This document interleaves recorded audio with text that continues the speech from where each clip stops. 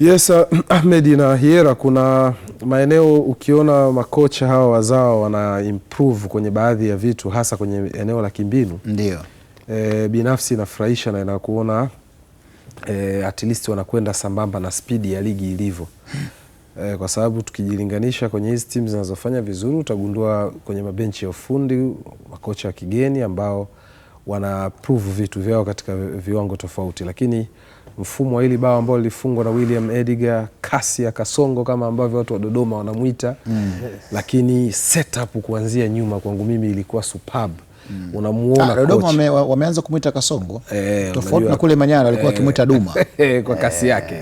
Unajua Ahmed, kitu kinachofurahisha Hiera kama kocha, unaweza ukakumbuka kitu ambacho mlikifanya kwenye training afu mkija mkakitekeleza kiwanjani, ndio kinakufanya upate msisimko fulani tofauti. Bao lilivyopikwa, imagine Mtibwa wakati wana defend walikuwa na namba nzuri tu, lakini zile space ambazo zilikuwa ndogo ndogo Dodoma walivyokwenda kuzitumia, pasi inatoka kwenye eneo la center back, winga David Mwanakibuta anavunja eneo la winga kumpisha Anderson Solomon ya overlap kama fullback.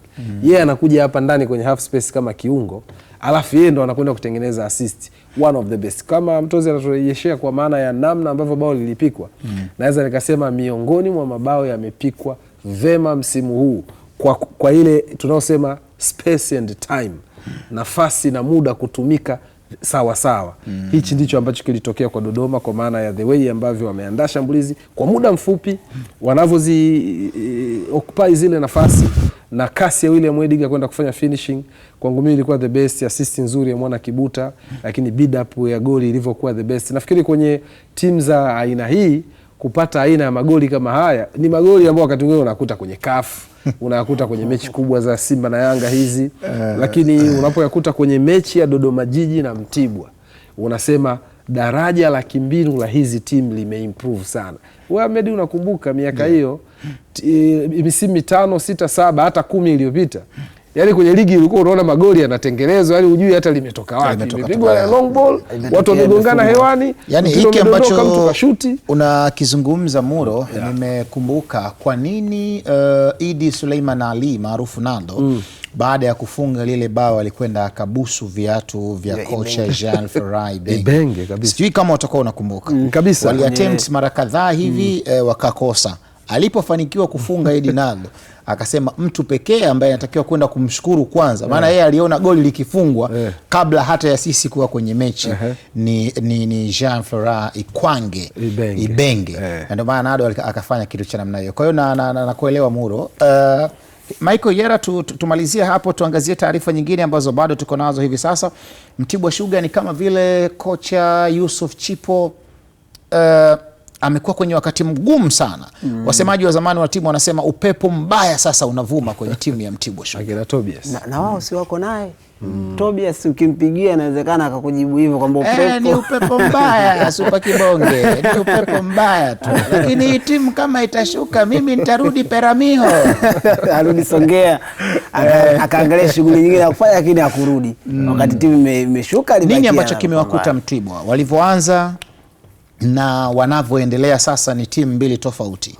Mtibwa nadhani tangu amefungwa goli 3, chuma 3 alipokea pale kutoka kwa Mashujaa Dodoma pale. Walivyochukua zile chuma 3 zile, ikawa kama ndio wameanza kupotea. Nini ambacho kinawagharimu kocha Michael Hiera? Katanga na msemo wake mmoja anasema amemkanyaga mdudu gani, sio anamtajaga yupo Iringa huko. Ukimkanyaga unakuwa kama umekanyaga, yani kila unachofanya kina hata nyumbani kwako unaweza ukapapita. Siku moja Sadamu anasema alimkanyaga huyo mdudu akalipita gari lake akafika mpaka nyumbani. Afika hivyo, sasa gari nimeacha wapi? Unakumbuka gari? Baadaye ndo anakumbuka kwamba gari nimeliacha Mbezi, alafu yeye ashafika Tabata.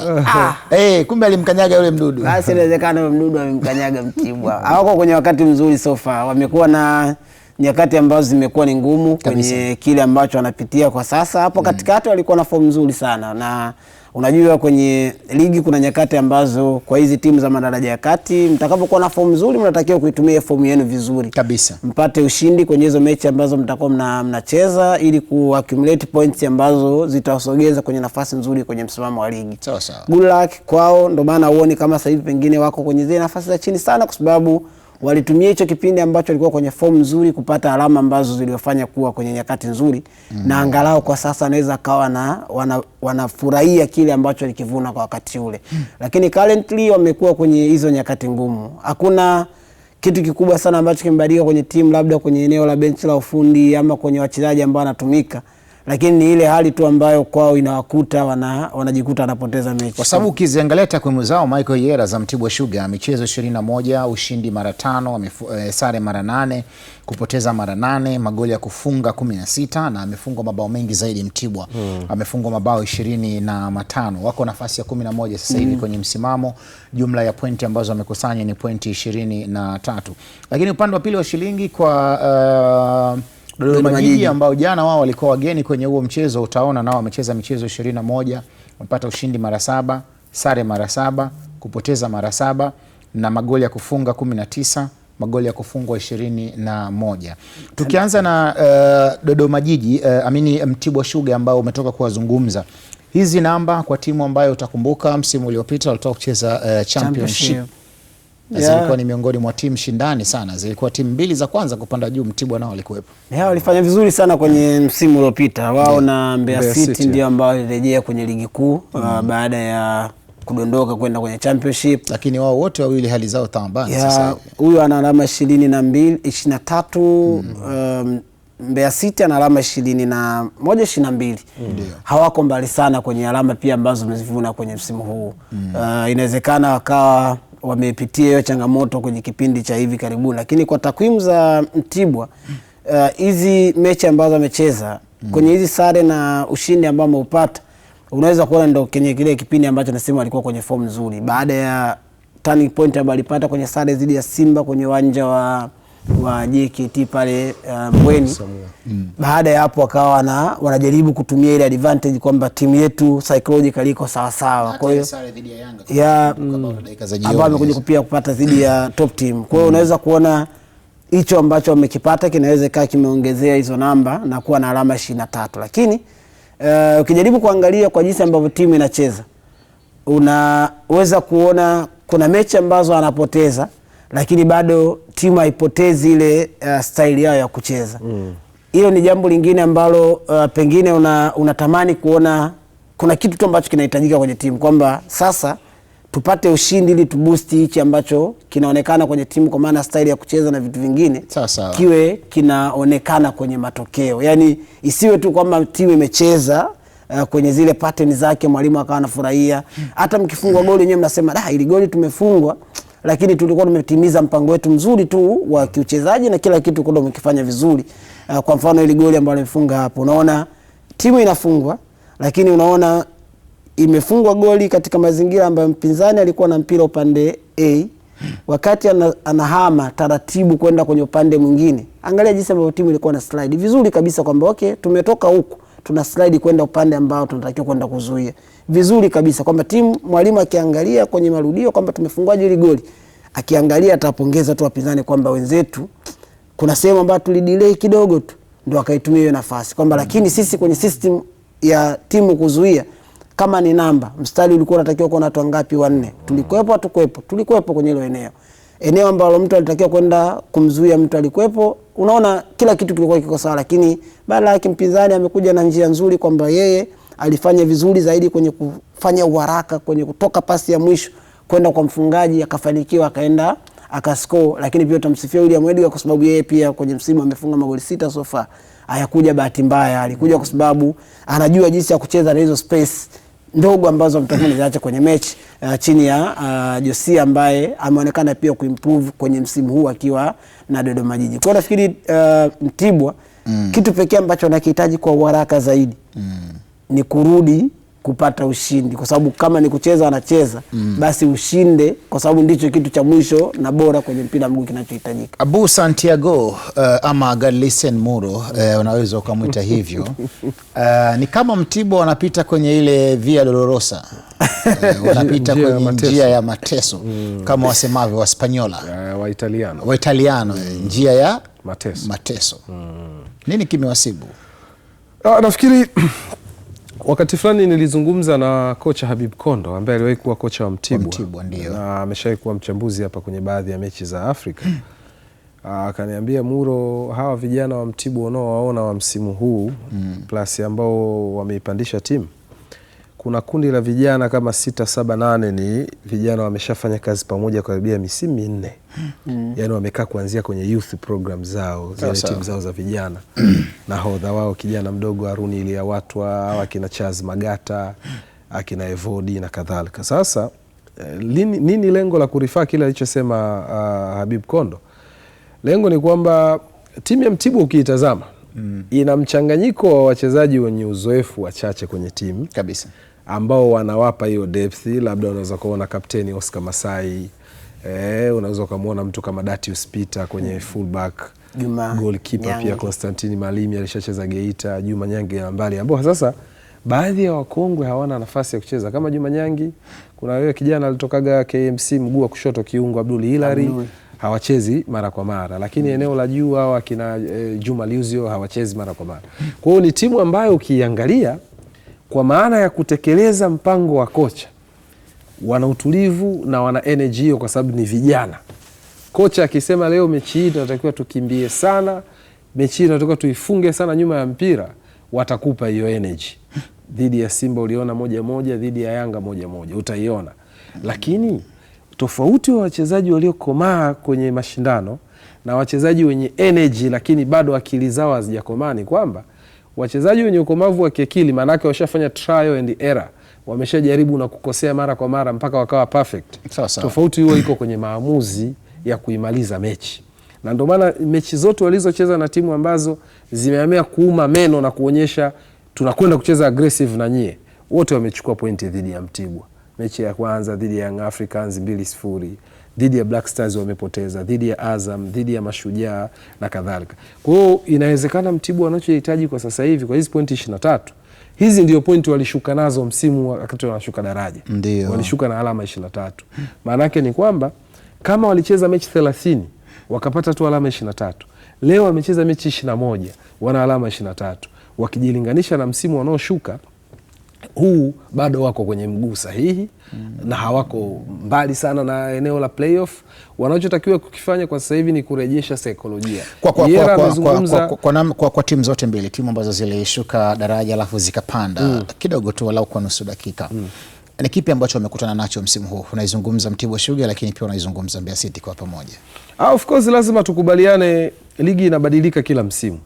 Na bahati mbaya ni kwamba kuna baadhi ya timu zikipanda hazianzi kuaccount haya mabadiliko, hazianzi kuyatazama kama sehemu ya kwenda maabara na kutoa majibu ya uchunguzi. Kwa maana gani?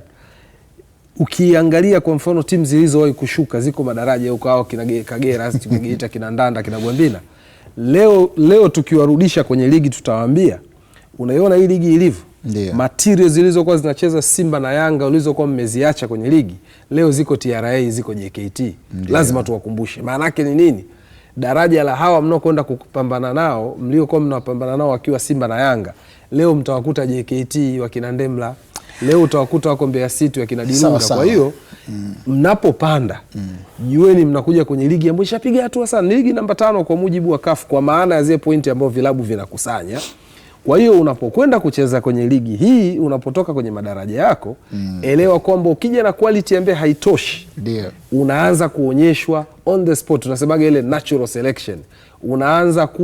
Unaanza kuteuliwa kwenye upande ambao unastahili kuwepo. Ndio maana leo unaona KMC walipo. Ukitazama daraja la wachezaji wao mmoja mmoja, unaweza ukaelewa maana kukimbizana na. Sasa nimeanza kumpata Muro. Neno maabara limeshatumika, bado neno sakiti na lisubiria huko usoni.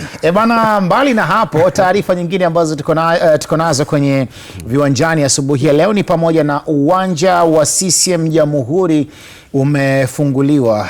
Shirikisho la mpira wa miguu nchini Tanzania TFF limetangaza kufungulia uwanja wa CCM Jamhuri. Sasa timu zenyewe kuchagua, Mtibwa atarudi pale nyumbani kwenda kutumia uwanja wa CCM Jamhuri ama wataendelea kusalia kwenye viwanja vya ugenini. Lakini taarifa iliyotolewa na bodi ya ligi na shirikisho la mpira wa miguu nchini Tanzania kwa maana ya TFF uwanja wa CCM Jamhuri umefunguliwa Michael Yera.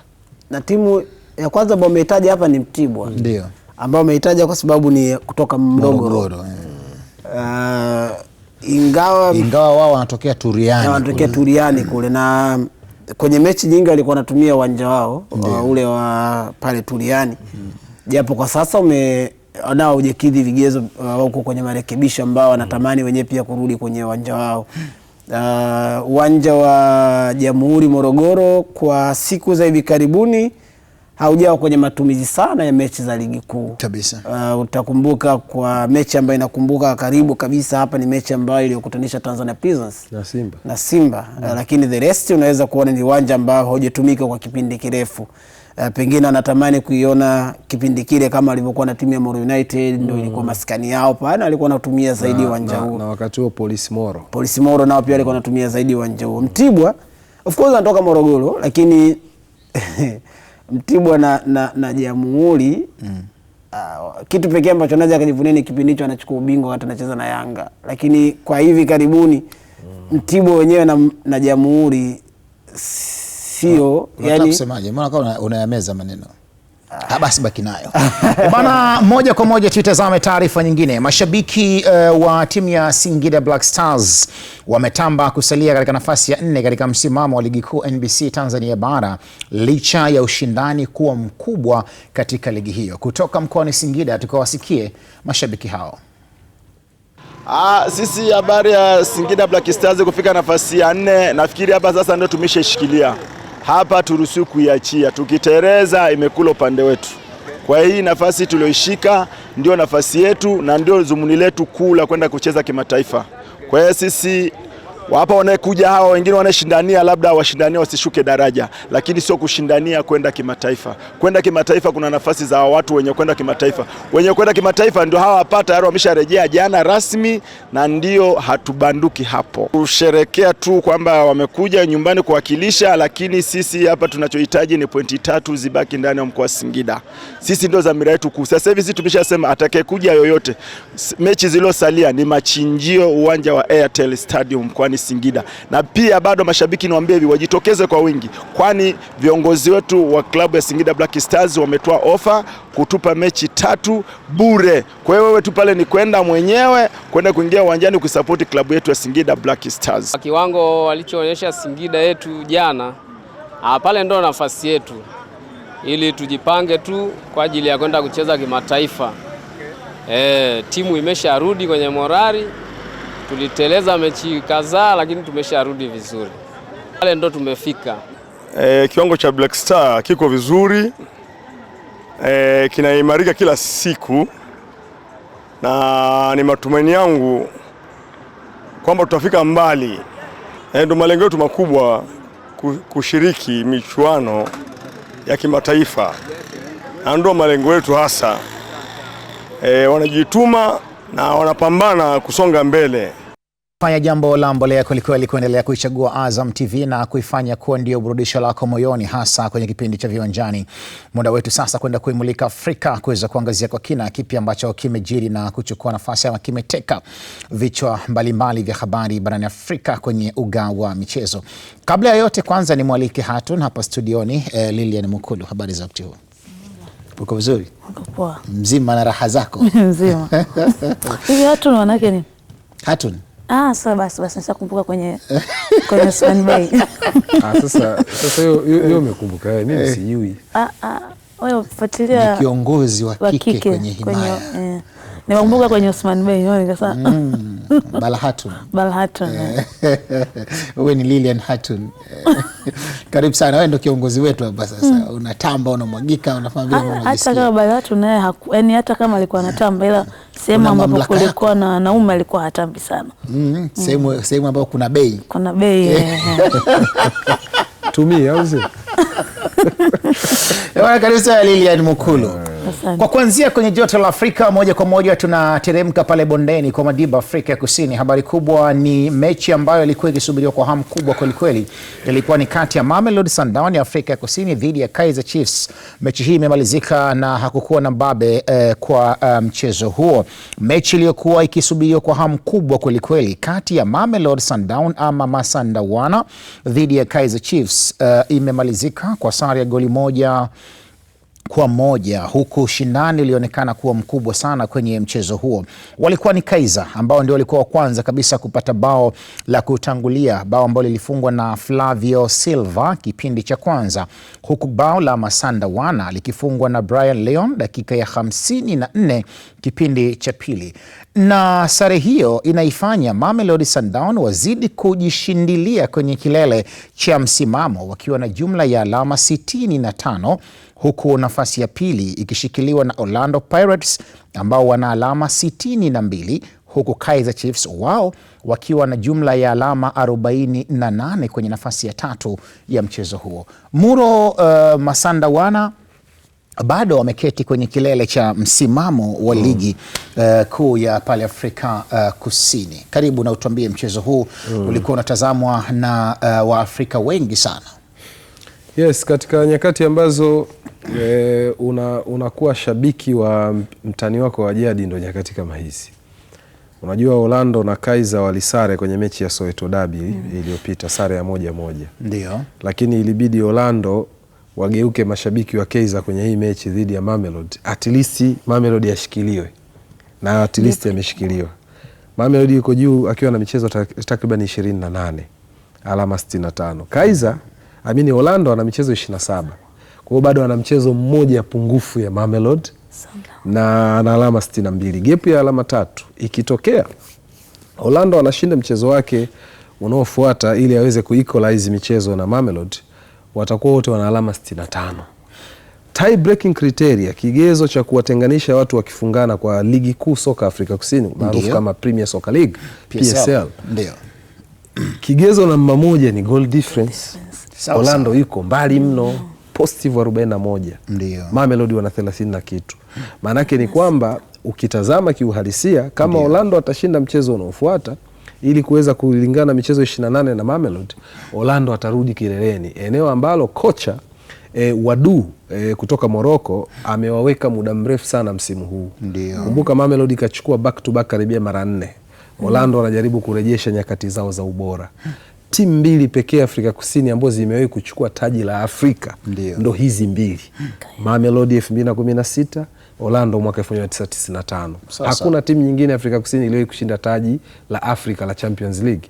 Kwa hiyo hata kwenye ndani tukizungumza misimu hii mitatu iliyopita, mtu ambaye amekuwa akimpa challenge Mamelodi Sundowns, Masandawana, Kaboyelo ni Orlando, kuanzia kwa kocha Jose Riveiro, walikuwa wanamuita Spanish guitar, yule Muhispaniola ambaye alikwenda Ahly, hakuwa na wakati mzuri kwenye Club World Cup akachana nao.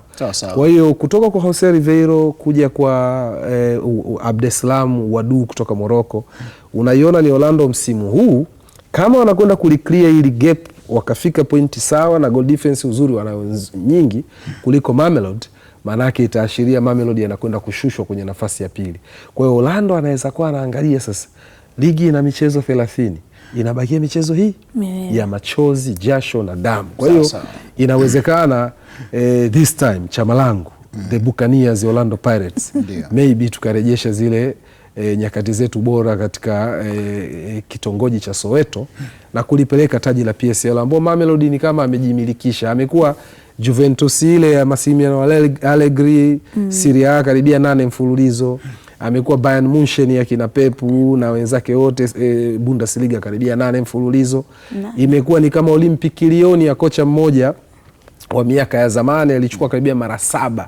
Baadaye PSG naye amekujaga kumlipa Olympic Lyon ile ya kina Benzema, kina Juninho Pernambucano, kina Michael Essien na kadhalika.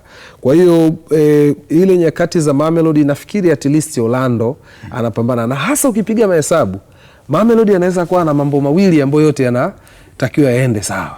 Kama ilivyo kwa Arsenal, anaiwaza finali ya CAF Champions League, anawaza pia ubingwa wa PSL kuutetea. Kwa hiyo kocha Jose Riveiro, tunamzungumza Miguel Cardoso, anaweza akaangalia kipi ambacho ni muhimu. Naenda kuwapa taji la CAF Champions League baada ya miaka 10 alivyofanya Pitso Mosimane 2006 ya kina kama Biliati, ama naendeleza kitu ambacho ndani naonekana mbabe. Kwa hiyo nafikiri Orlando kama kuna wakati wanaona wako karibu zaidi na kuinua makwapa ni wakati huu, kwa sababu kuna nyakati ikishafika mechi ya 28 hivi unakuta Mamelodi kashatengeneza gap la point 8 10. Misimu miwili iliyopita ilikuwa na point 10. Imagine, kwa maana gap tu hilo. Kwa hiyo nafikiri iko hivyo Ahmed. Lilian, kwa namna ambavyo Masanda wana wameketi kwenye kilele cha msimamo pale na gap la pointi likionekana kuwa kubwa, unaiona nafasi ya wao kwenda kutetea taji lao, ama watakuwa wana fikra mbili mseto? Fikra kwamba wapambane kwenye ligi ya mabingwa Afrika, ama wapambane kwanza kutoa taji la ubingwa wa ligi kuu pale Afrika Kusini? Karibu sana. Mimi na mimi nitakuwa na fikra mseto. Nikirejea msimu malizika last season, Mamelodi Sundowns na Orlando, unaona namna gani ambavyo walishikana hivi back to back. Ni mechi takriban 4 za mwisho ambazo zilimwangusha Orlando Pirates the Buccaneers kwenda kuchukua ubingwa. Hata msimu wakati ligi inaenda katika mzunguko wa pili, Orlando Magic alikuwa anaongoza ligi.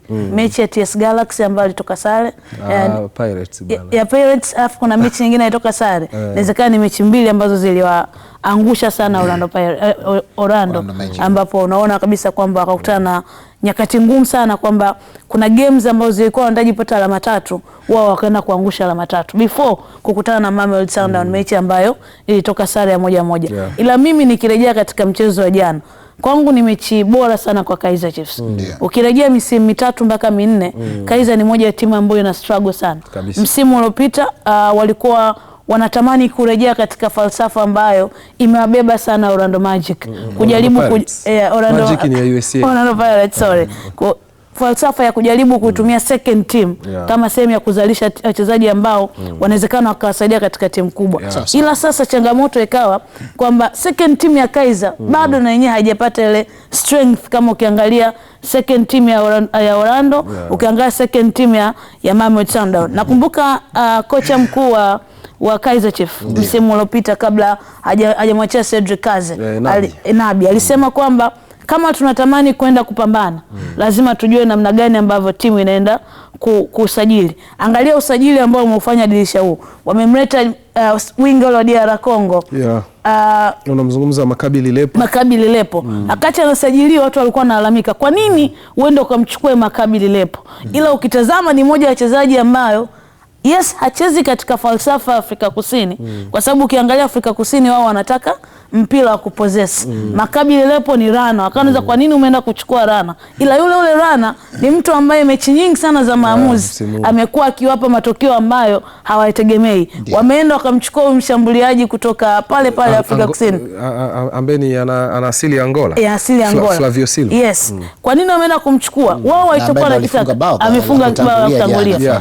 Na sio tu mechi nyingi sana amekuwa ni mtu ambaye anafanya, tunasema zile matukio muhimu. Ukienda kwa Mamelodi, hii ni mechi ambayo inawezekana wao wamepoteza, ila inawezekana ni mechi ambayo wanafurahia sajili ambayo wamefanya dirisha dogo. Kwa miaka hivi karibuni hakuna nafasi ambayo Mamelodi walikuwa na struggle kama katika eneo la namba 9, baada ya Peter Sharulile kama vile kuwa na ups and downs za kutosha. Lyon ameingia dirisha dogo. Amekuwa na msaada sio tu katika ligi kuu ya Afrika Kusini, amekuwa pia na msaada katika Champions League. Ni mmoja wa wachezaji ambao wana score almost, kwa hivi sasa haipiti mechi 2 hujamwona Lyon kwenye score sheet. Kwa maana yake umepata replacement sahihi ya Peter Sharulile, replacement ambayo imestruggle vya kutosha. Alikuja Matthew, ameshindwa kuonyesha kile ambacho alikitegemea. Na msimu huu amemrudisha Afrika Kusini Lebo Motiba, na yeye ameshindwa kuonyesha kile alichokitegemea.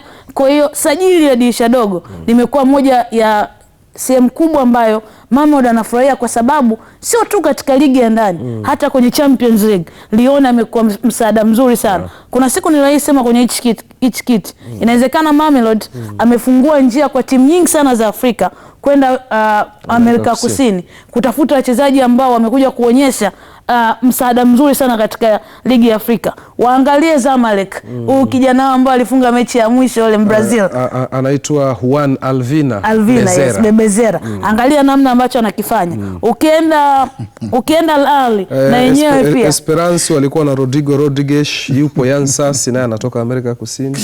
Ananifurahisha Muro, yani ni kama mwalimu na wanafunzi. Nimependa hiyo chemistry. Tuendelee. Kwa unaona situation ambavyo ipo. Kwa hiyo inawezekana Mamelodi wametengeneza njia kwamba sasa hivi timu nyingi za Afrika hizi kubwa wameona kabisa kwamba inawezekana huku tunakosa. Tujaribu Amerika Kusini. Kuna wachezaji wengi sana sasa hivi Amerika Kusini ambao wamekuja, ila the right track ilianzia Mamelodi Sundowns. Kwa hiyo unaona namna gani ambavyo wamezidi kuboresha wachezaji wao. Maybe inawezekana akawa ni msimu wao mzuri kwenye African Cup of kwenye Champions League. Ila huku kwenye league atuachie tu the Buccaneers. Na Lili na Ahmed. Ndio. Hii kesi ya Mamelodi kwenda Amerika ya Kusini kusajili haijaanza nyakati hizi za kina Brian Leoni. Hawa unazungumza kundi la kina Marcelo Allende Bravo. Hata miaka ya Pitso Mosimane alikuwa na watu watatu nguli sana. Alikuwa na mtu mmoja anaitwa Nascimento kutoka Brazili. Kwa kuna mtu mmoja alikuwa anaitwa Cardoso. Lakini walikuwa na defender kutoka Uruguay anaitwa Gaston Sirino. Ambaye alitoka Uruguay. Ni mtu, of course ni watu ambao wana sport sana kule, na hata ukiwaangalia wanavyojiita the Brazilians, ndio ile tu kufanana na mazingira ya Amerika na soka lao la samba, of course inavutia sana wachezaji kutoka Amerika Kusini kufanya kazi pale. Bana, ni Galisten Muro na Lilian Mukulu. Tumeichambua Mamelodi Sundowns, lakini pia tumeuchambua mchezo ambao jana ulikuwa ukisubiriwa kwa hamu kubwa kweli kweli, Mamelodi Sundowns dhidi ya Kaizer Chiefs. Macho na masikio ya wengi yalikuwa huko, pasi na shaka umetosheka na kile ambacho wachambuzi wamekizungumza. Kwa sasa moja kwa moja tuwatazame Wydad Casablanca ya pale nchini Morocco, baada ya ukame wa muda mrefu, hatimaye jana kwenye mechi ya mashindano wakipata matokeo mazuri. Baada ya kupitia kipindi kigumu kwenye mechi 8, hatimaye Wydad Athletic Club ama Wydad Casablanca ya pale nchini Morocco imepata ushindi kwenye mechi ya mashindano baada ya kuifunga Code Magnis goli 2-0. Ushindi huu unakuwa na ahueni kwa Wydad Casablanca na kampeni yake ya kusaka mafanikio msimu huu, huku kwa sasa wakiwa kwenye nafasi ya 4 kwenye msimamo wa ligi kuu wakiwa na jumla ya alama 34, alama 5 nyuma ya kinara Raja Casablanca. Ligi hiyo kwa sasa ipo kwenye raundi ya 19 huku zikiwa zimesalia mechi 11 na zingine zikisalia na mechi 12. Wydad licha kwamba imefanya usajili wa kutupwa, ni kama walikuwa wanatapanya fedha kwenye sajili ambazo walikuwa wanazifanya. Msamiati mpya kwako kama wanatapanya fedha, kutapanya fedha basi ni kama vile wamefanya usajili mkubwa mno. Kila mmoja akawa anasema hii Wydad ya sasa weka mbali na watoto. Lakini inaonekana maji kupwa maji kujaa. Nafikiri Wydad target yao ya kwanza ilikuwa ni FIFA Club World Cup. Ndio walivyogundua wameshapata ile spot katika nafasi 4 za Afrika. Ndio alikuwa Mamelodi Sundowns, National Al Ahly, Esperance Sportive de Tunis na wao ndio zilikuwa timu 4 zilizokwenda Amerika. Lakini kuna fungu kubwa lilitoka kama mnakumbuka kutoka FIFA kwa ajili ya kuzisupport vilabu vyote 32 vilivyokuwa vinakwenda kule. Ukitoa vilabu nafikiri vilikuwa 7 vilitengwa ambao vina misuli mikubwa ya kifedha, wakina Bayern, PSG, akina Man City, Madrid na kadhalika, sio? Lakini baadhi ya vilabu viliongezewa dola nyingi. Sasa wao walikwenda wakafanya usajili. Aziz Ki aliingia pale, Hakim Ziyech, unazungumza kundi la kaka yake Sofiane Amrabat, anaitwa Nurdin Amrabat. Yule Sofiane aliyowahi kupita Manchester, sasa hivi yuko Real Betis, ni mdogo kwa huyu aliyopo Wydad, Nurdin Amrabat. Ukiwatazama vibao unaweza ukahisi umemwona mtu mmoja. Ndio wake wa pili, yani akitoka na mwingine anafuatia fundo. Kwa hiyo unaweza kaona usajili ule ulikuwa unalenga kwenda kuleta competition kwenye michuano hii, lakini zaidi sana ulikuwa unalenga kuona wanarejea vipi kwenye michuano ya Afrika, kwa sababu ile michuano imefanyika, ligi zimeisha. Wakagundua wamepata sport ya kombe la shirikisho la Afrika, mahala ambapo walikosekana kama misimu miwili wao na Raja. Walishuka kwa kiongo fulani, unaona anabakia Berkane upande wa shirikisho. Champions League unakuta anakuwa ni FAR Rabat peke yake, anavuka kwenye hatua za makundi. Kwa hiyo ukawa ni usajili wa ghafla, lakini bahati mbaya huwa tunazungumza usajili wote ukifanyika na kocha ambaye anakwenda na team pre-season, ikitokea ghafla anapishana na management, whether kwenye ile mutual agreement, makubaliano ya pande zote mbili, whether kwa kufutwa kazi ama kwa kupata dili nyingine mpya, mara nyingi huwa inaathiri usajili 100% kabisa, kwa sababu Ahmed unavyomsajili Lili na Muro, lengo lako ni plani nitawatumia kwa muda fulani, longevity ile ya kazi. Lakini mabadiliko yanapotokea, anakuja kocha mwingine. Mohamed Amin Hashim alikuja, usajili huu alifanya Rula ni Mokwena kama unakumbuka, huwa kina Aziz Ki, sababu alimhitaji Mzize, kamkosa Mzize, akampata Selemani Mwalimu. Baada ya kugundua issue ya kumpata Mzize ilikuwa ni ngumu, ndio maana Mwalimu sasa anakwenda pale. Sasa imagine toka usajili ule umefanyika, wachezaji wangapi wamesalia pale? Tembi Nkosilochi hayupo, kaenda Libya. Aziz Ki hayupo, kaenda Libya. Selemani Mwalimu ndio huyo anatolewa kwa mikopo sasa hivi, japo bado ni mali ya Wydad Casablanca. Kwa hiyo unaweza kuona kuna striker alikuwa anatoka Ghana ambaye alikuwa ana compete namba na kina Mwalimu pale eneo la juu. Kwa hiyo utaona wanaoendelea kusalia kwenye kikosi hichi ambao alisajiliwa ni Mohamed Moufid, fullback wa kulia, ana overlap, anafunga sana mabao. Hakim Ziyech amerudi hapa juzi. Wissam Ben Yedder ambaye alicheza paka Sevilla, Monaco, yuko kwenye kikosi. Kwa hiyo ukija kuplus na wale vijana wawili kutoka Bolivia ambao wameingia msimu huu, unaona makocha karibia 3 washapita, mpaka kocha aliyowapa Mazembe Champions League akiwa na kina Samata, Patrice Cateron, amepita naye kasafishwa. Lengo lao lilikuwa ni nini? Kuona wanarejesha makali kwanza ya Botola. Wamekaa misimu karibia 4 hawana ubingwa, wanapishana hapo. Raja kabeba, Farabat ya Nabi walibeba unbeaten, amebeba Renaissance Berkane msimu uliopita. This time ndo unaona artist wana challenge pale. Kwa hiyo haya mabadiliko ya kuona namna gani timu inarudisha ufalme wa ndani wa Botola, ufalme wa nje wa Afrika, wameondolewa na Olympique de Safi ya hapo kwenye msimamo wako nafasi ya 14 kwenye ligi, ilikuwa ni disaster kwa maana ya Olympique de Safi. Maana ukizungumza Wydad wako nafasi ya 4 kwenye msimamo. Of course Olympique de Safi wako nafasi ya 14, nafasi 3 kabla ya kushuka daraja. Kwa hiyo unaweza ukaona kutokea hapo Wydad imekuja kuparaganyika hivi karibuni, kwa sababu sajili zimeingia, makocha wanapishana, mtu anakuja na falsafa hii anakutana na players ambaye hakusajili wewe. Na ndio maana unaona msimu huu anaoumaliza, ukienda ukachukua draft ya wachezaji walioingia pre-season, ukawachukua wachezaji walioingia dirisha dogo, na wanaomaliza msimu, hivi vipande vitatu havifanani. Wachache sana wanasalia kwenye kikosi. Lilian, unaiona Wydad ikikaa kwenye nafasi 3 za juu kwenye msimamo wa ligi, bado mechi 11, pointi zao 34, na wako nafasi ya 4 kwenye msimamo wa ligi. Inawezekana kwa sababu ya gap jinsi ilivyo. Changamoto ya Wydad ni namna ambavyo kupata kwa matokeo imekuwa ni ngumu. Ni timu ambayo ina struggle defensively, attackingly. Yaani ni timu ambayo kila sehemu ya kiwanja wanapata changamoto. Namna ambavyo timu hiyo inavyoshambulia, namna ambavyo inajilinda. Kwa mfano mechi 7 za mwisho wamefungwa takriban dakika zote, wamefungwa dakika za mwishoni kabisa za mechi, ndio sehemu ambapo anaruhusu goli. Kwa hiyo hiyo ni sehemu ambayo ishaonyesha weakness kwamba sisi eneo letu la ulinzi halijatulia. Na kitu kingine ambacho kinamkuta sleeping giant, mimi namuita sleeping giant, namna ambavyo hata watu ambao wamewasajili, unajua wanasemaga wafalme wengi hawezi kuwa katika zizi moja. Na ukiangalia Wydad Casablanca ina wafalme wengi sana katika eneo lao la ushambuliaji. Ukimwangalia Ben Yedder rekodi yake, ukimwangalia Ziyech rekodi yake, kwa unaona kabisa kwamba katika eneo lao kuna wafalme wengi. Kwa mfano mechi kabla hii, mechi ambayo walipoteza 2-1, ilikuwa ni mechi ambayo walistahili kushinda.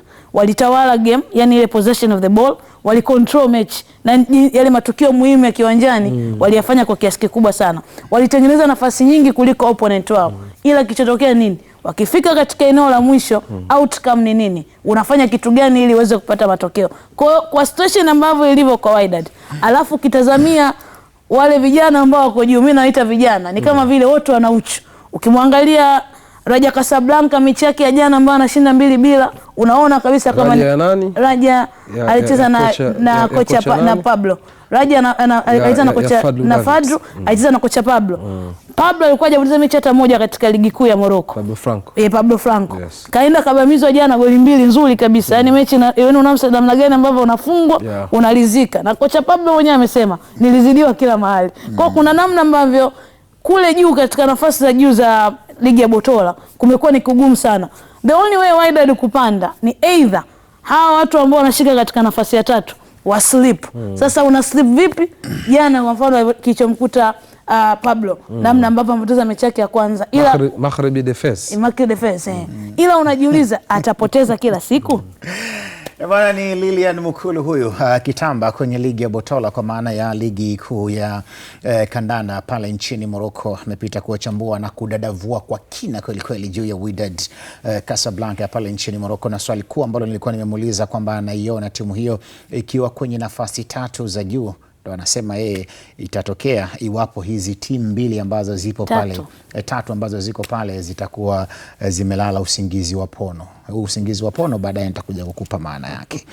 Bana, tuondoke hapo. Maandalizi ya finali za AFCON Under 17 yameendelea kupamba moto kwa timu shiriki, huku kila timu ikijiandaa kufanya vizuri katika mashindano hayo.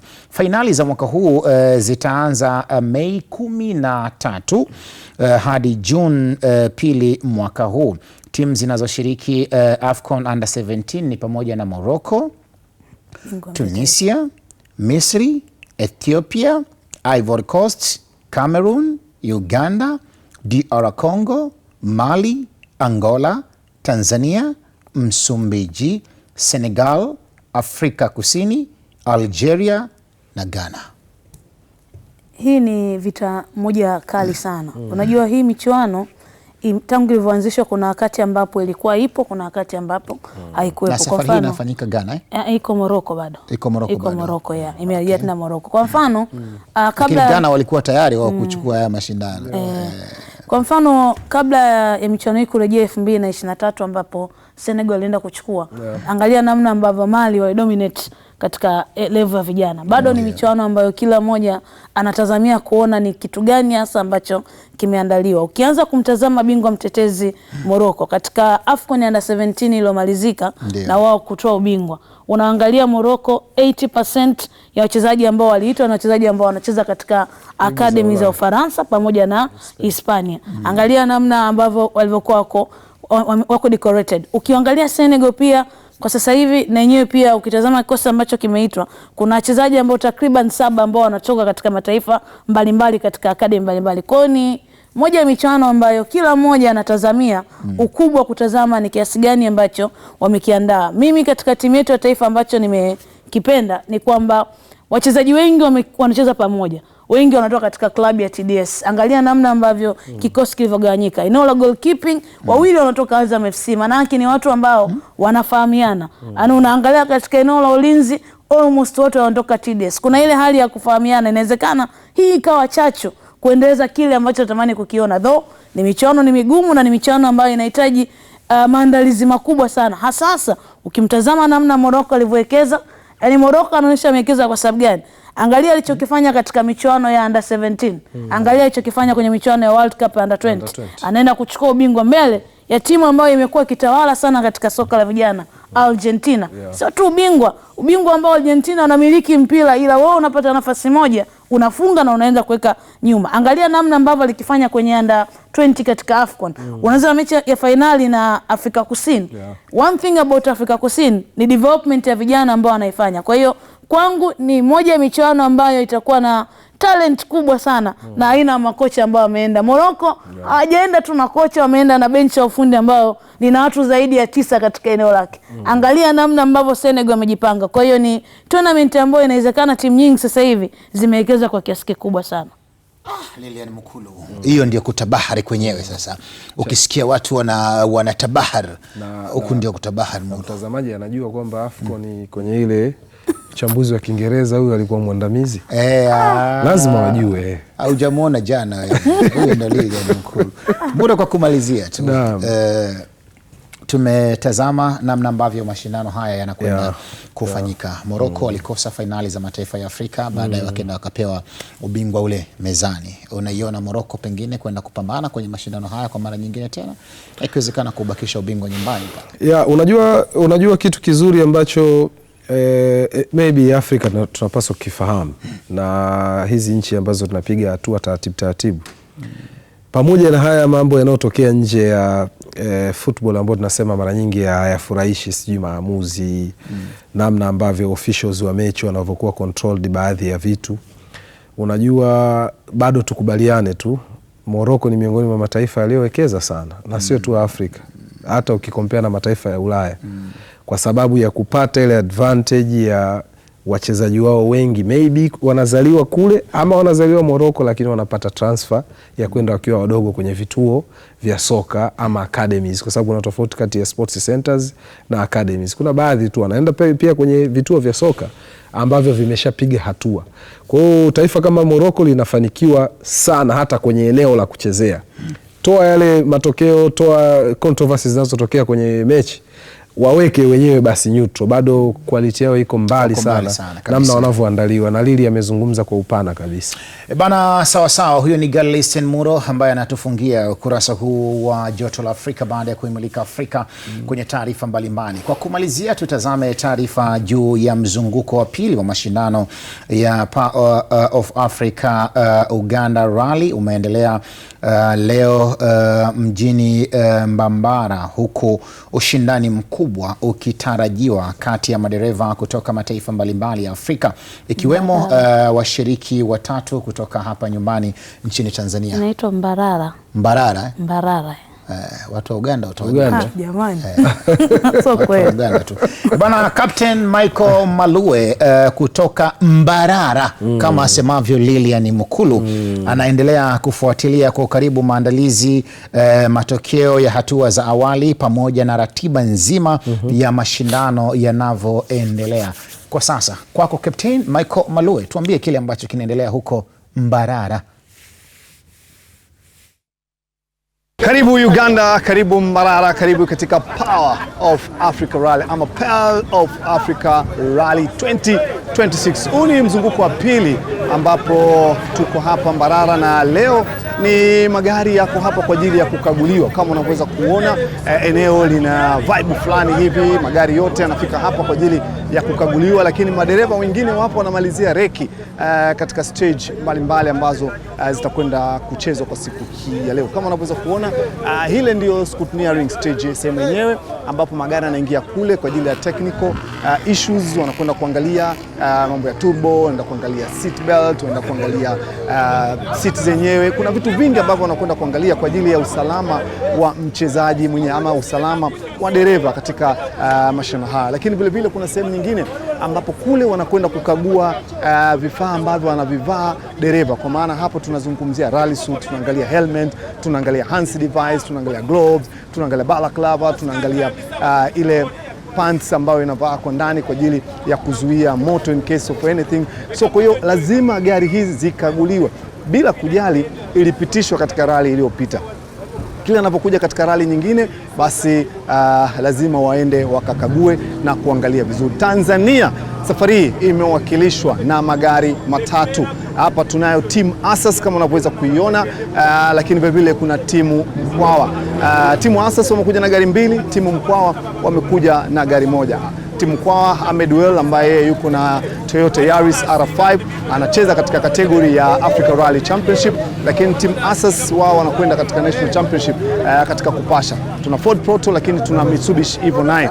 Hapa tuna Randy Birdi na tuna Manvir Birdi, brothers wa ndugu wawili. Lakini vile vile tunasema kuna beto ya Iringa kati ya Mkwawa na Asas. Hawa ni wanafamilia wawili ambao wako katika mji mmoja ama mkoa mmoja pale Tanzania ambao unajulikana kama Iringa. Kwa hiyo unaweza kuona kila mmoja anajaribu kutangaza timu yake, kila mmoja anajaribu kuwapush na kuongeza chachu katika mchezo wa mbio za magari. Uwepo wa timu hizi hapa nchini Uganda, hasa katika jiji hili la Mbarara, kumeongeza ushindani mkubwa kwa wananchi wa eneo hili, wakiwa wanafurahia uwepo wa Ahmed Well, lakini uwepo wa Randy Bird, lakini vile vile Manvir, kwamba ni moja kati ya madereva pendwa wanaotizamwa.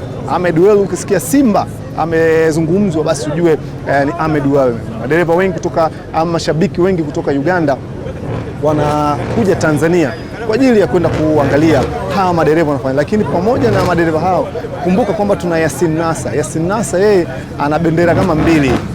Kuna wakati anakuwa na bendera ya Tanzania, lakini kuna wakati anakuwa na bendera ya Uganda. Kwa hiyo ni Mtanzania anayeishi Uganda, anacheza na leseni ya Uganda, lakini ni Mtanzania. Kwa hiyo katika event hii Africa Rally Championship pia tutakuwa naye akipeperusha. Wapo madereva wengine wazuri, yupo Karan Patel, bingwa mara 2 wa Africa Rally Championship, lakini vile vile yuko Yasin Nasser, ni bingwa mtetezi wa Africa Rally Championship. Kama unakumbuka pale Tanzania ndio alitangazwa kuwa yeye ndio bingwa wa Afrika kwa mwaka 2025.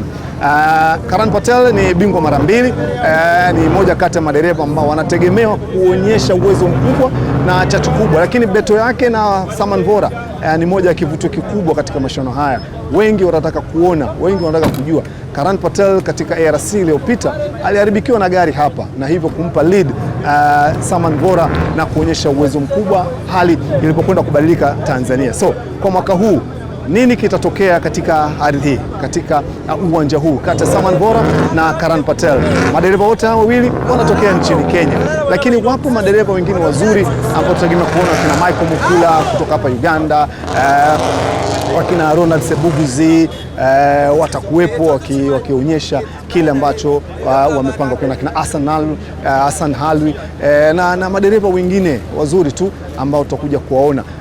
Gari zimejipanga, zinafanywa tracking hapa, timu ya tracking ipo kwa ajili ya kuweka tracking, ku make sure kwamba kila kitu kinakuwa sawa sawa. Alafu kutoka hapa ndio gari zinaingia kwa ajili ya ukaguzi. Sasa nini ambacho tunakwenda kukiangalia katika siku 3 hizi za mashindano, ambapo tutaweza kuona stage kadhaa zikichezwa. Siku ya kesho itakuwa ni siku ya qualifying stage. Katika qualifying stage hiyo itakuwa na kilomita 3.7, itachezwa mara 2, ambapo stage hiyo itakuwa kule katika Mwesigwa Resort, ndipo ambapo hii qualifying itachezwa hapo. Kilomita 3.77 ndipo itakapokwenda kuchezwa. Lakini baada ya kumalizika kwa qualifying stage, na maana pale tutapata sasa nafasi ya kwanza, ya pili, ya tatu, ya 4, ya 5 na kuendelea, lakini the best 5 watapick ni position gani wangependa kuondoka katika leg 1, na hapa sasa tunakwenda kuangalia katika stage ama katika hiyo leg 1. Kumbuka katika ARC category peke yake kuna zaidi ya gari 20 ambazo zipo, lakini mpaka sasa tunazungumza hapa ni magari kama 18 hivi tayari yamekwisha kaguliwa, na tunajaribu kuangalia kama magari mengine yatafika. So tukiachana na hiyo leg 1 sasa, kutakuwa na total kilomita ambazo zitakuwepo kwa siku hiyo ni 143. Stage ya kwanza ambayo itakuwa inajulikana kama Charles Muhangi, hiyo ni ya kilomita 17. Alafu stage ya pili itakuwa ni Kaguta, stage ya kilomita 20. Alafu baada ya hapo tunakwenda stage ya 3 inaitwa Ankole Crew, hiyo ya kilomita 18, na wataingia tena service. Alafu watakuja katika stage nyingine ambayo Rukahari, ambayo yenyewe ina kilomita 2.28. Alafu Rukahari tena inarudiwa kwa mara ya pili kwa sababu ni stage fupi, kwa hiyo inapigwa mara 2 katika stage hiyo. Hiyo ni kwa ajili ya leg 1. Kwa unaweza kuona hapo total kilomita ambazo zitachezwa ni 143 za competition, lakini overall itakuwa ni kilomita 204 kwa maana ya transport pia pamoja na competition kilomita. Alafu kwa ile siku ya Jumamosi ambao ndio itakuwa ni final day, kutakuwepo na stage nyingine. Moja ya stage itakayokuwepo ni Robert Rukahari, itarudiwa ya kilomita 6. Alafu tunakwenda Kaguta kilomita 20, hii the longest stage. Alafu kutakuwa na Ankole tena itakuwa inapigwa hapo, inaitwa Ankole Cow, kilomita 18. Na stage nyingine ambayo tutakwenda kuiangalia ni Charles Mwangwi. Hii ni moja kati ya stage ambao wanalalamikia kwamba ni mbaya, wanasema hata ile barabara ya Arusha ile ya power stage ilikuwa ina afadhali. Sasa hii wanasema hii kidogo ni ngumu kidogo, lakini yote kwa yote tutakuja kuona performance ya madriver katika leg 1 itakuwaje na leg 2 wanakwenda kufanya nini, na baadaye tutakwenda kuangalia stage moja inaitwa Mama. Hii stage inaitwa ni ya kilomita 21. Alafu tunakwenda tena Kaguta. Hii itakuwa ni inachezwa mara ya 3 Kaguta, ambayo ni ya kilomita 20, the longest stage kama nilivyokuambia mwanzo. Alafu inarudi tena kwenye Ankole Cow ambayo nayo ina kilomita 18, ambayo itakuwa ndio alafu wanakwenda kwenye power stage ambayo inajulikana kama Shell V-Power Power Stage ambayo itakuwa ni kilomita 6, na ukiangalia kwenye kilomita 6 ni Robert Rukawari ndio itakapokuwa, na hapo ndipo utakapokuwa tumemaliza. Kwenye loko kwa maana ya National Championship kuna gari 47 ambazo zinakwenda kucheza. Ukiunganisha na zile gari 20 unaweza kuja kuona kuna gari karibu 60 ambazo zitakuwa. Hii ni rekodi ya kipekee ambayo Uganda hapa wanakwenda kutengeneza. Ni namna gani ambavyo watakwenda kuperform na bila kuingiliana kwa stage hizo na gari zote ziweze kucheza, basi endelea kuwa nasi, endelea kufuatilia Viwanjani. Tutakuwa tukiku-update kile kinachoendelea hapa katika Shell V-Power Africa Rally Championship 2026 ARC, mzunguko huu ambao ni wa pili baada ya pale Kenya tunakuja kucheza ARC 2. Kwa hiyo hapa tuna la ziada. Kumbuka tu tupo katika jiji lenye asali na maziwa. Kwa hiyo mimi na ndugu yangu Alfan tutakuwa tunakula tu asali na maziwa hapa, huku tukiwa tunaendelea kula vumbi katika stage hizi za Mbarara. Kwa sasa tuna la ziada, nirudishe kwenu hapo katika kipindi cha Viwanjani. Tutapata nafasi ya kuzungumza na madereva mara baada ya qualifying stage, watueleze sasa reki yao ilikuwaje, qualifying ikoje, na mambo mengine mengi yanahusiana na mji huu wa Mbarara katika stage watakazo kwenda kucheza. Naitwa Captain Michael Malue kutoka hapa Uganda katika jiji hili la Mbarara.